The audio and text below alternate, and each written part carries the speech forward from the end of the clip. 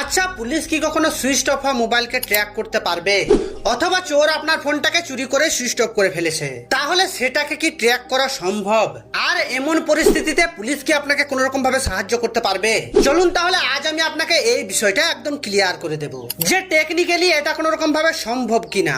আর হ্যাঁ, আমি আপনাকে গ্যারেন্টি দিচ্ছি যে এই ভিডিওটা দেখার পর এই বিষয়টা নিয়ে আর কখনোই আপনাকে কোনো ভিডিও দেখার দরকার হবে না। তাহলে চলুন, প্রথম কথা হচ্ছে যে ফোনটা যদি সুইচ অফ থাকে তাহলে 90% চান্স নেই ওই ফোনটাকে ট্র্যাক করার। কিন্তু আপনাকে বলে রাখি যে তখনও 10% চান্স কিন্তু থাকবে ওই ফোনটাকে ট্র্যাক করার। সেটা কোন পারপাসে এটা আমি আপনাকে পরে বলছি। তার আগে আমি আপনাকে এটা বলতে চাই যে আপনার ফোন যদি সুইচ অফ থাকে তাহলে সেটাকে ট্র্যাক করার চান্স নেই বললেই চলে।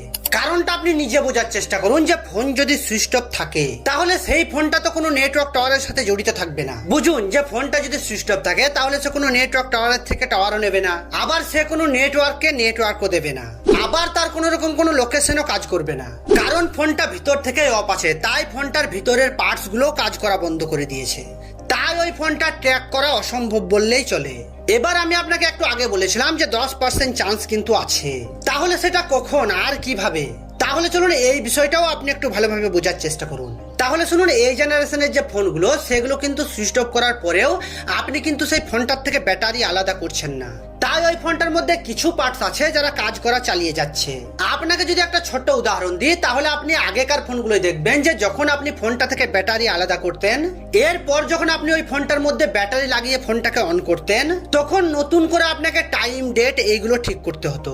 আর এখনকার দিনের ফোনগুলো আপনি সুইচ অফ করে 10 দিন ফেলে রাখার পরেও আপনি যখনই অন করবেন তখনই দেখবেন যে তার টাইম ডেট একদম পারফেক্ট আছে।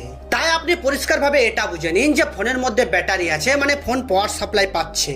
তাই ওই ফোনটার মধ্যে কিছু পার্টস আছে যেগুলো কাজ করা চালিয়ে যাচ্ছে। তাই ওই ফোনটাকে ট্র্যাক করার জন্য 10% চান্স তো থেকেই যায়। কিন্তু এটা কোনো ছোটখাটো টেকনিক্যালের দ্বারা সম্ভব না। ঠিক তেমনই যে কোনো ছোটখাটো বিষয়ের জন্য এমন হাইফাই টেকনোলজি ব্যবহার করবে না।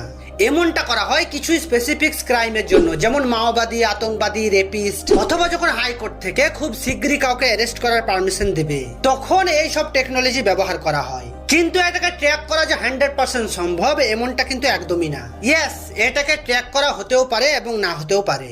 এবার অনেক ইম্পর্টেন্ট একটা বিষয়, যেটা হচ্ছে যে কোনো ফোনকে ট্র্যাক করা তখনই সম্ভব যখন ফোনটার মধ্যে সিম কার্ড থাকবে।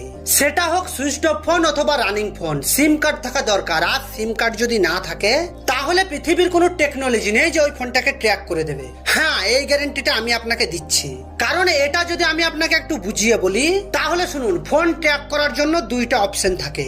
একটা হচ্ছে যে IMEI নাম্বার দিয়ে ফোনকে ট্র্যাক করা হয় এবং দ্বিতীয়টা হচ্ছে যে IP অ্যাড্রেস দিয়ে ফোনকে ট্র্যাক করা হয়। এবার বুঝুন যে IMEI নাম্বার, যেটা হচ্ছে যে ইন্টারন্যাশনাল মোবাইল ইকুইপমেন্ট আইডেন্টিটি। আর আপনার ফোনের এই IMEI নাম্বারটা তখনই ইন্টারনেটে অ্যাক্টিভ দেখাবে যখন আপনার ফোনের মধ্যে সিম কার্ড থাকবে।